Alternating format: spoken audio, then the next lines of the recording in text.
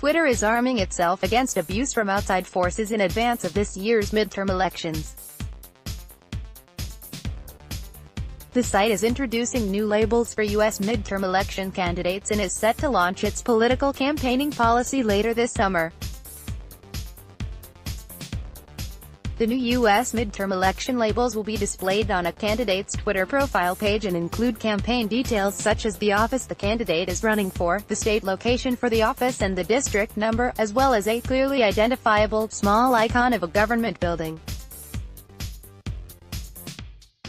In addition to being displayed on the candidate's profile page, labels will also show up alongside tweets sent or retweeted by the account, including tweets that have been embedded on other sites outside of Twitter.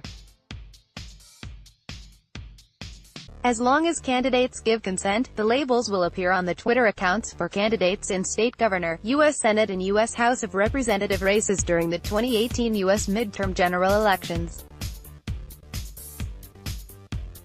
Twitter says labels will begin appearing on qualifying candidate accounts as early as May 30th and will continue rolling out as states continue to hold primary elections. Twitter is partnering with the nonprofit and nonpartisan organization Ballotpedia to help identify qualified candidates. In addition to the new candidate labels, the site also announced its new political campaigning policy. Today, we are launching our political campaigning policy in the United States to provide clear insight into how we define political content and who is advertising political content on Twitter, writes Twitter's GM of Revenue Product and Engineering, Bruce Falk. The new policy will require advertisers running political ads to self-identify and certify they are in the U.S. by providing FEC IDs.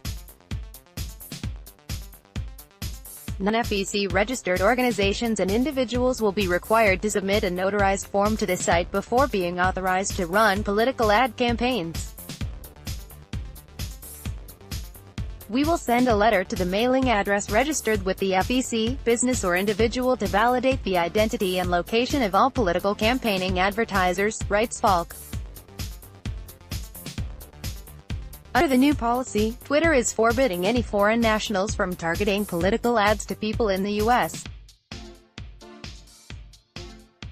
Twitter handles used for political campaign advertising will have stricter requirements compared to standard Twitter handles, and they must include a profile photo, header photo and website link that is consistent with the account holder's online presence. On top of the account details, the Twitter bio for the account will also have to include a website that provides valid contact information.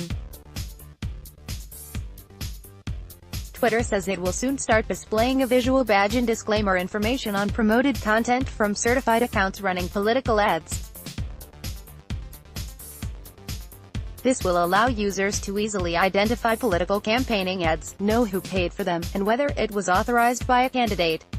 Enforcement for the new policy is scheduled to begin later in the summer, but advertisers wanting to run political ads on the platform can apply now to be qualified once the new policies begin.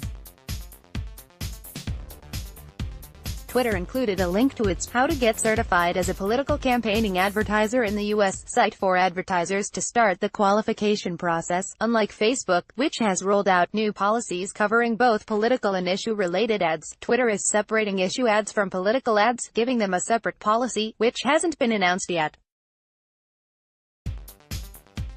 This allows us to have a nuanced approach to transparency that is mindful of the inherent difference between political and issue-oriented advertising campaigns, writes Falk.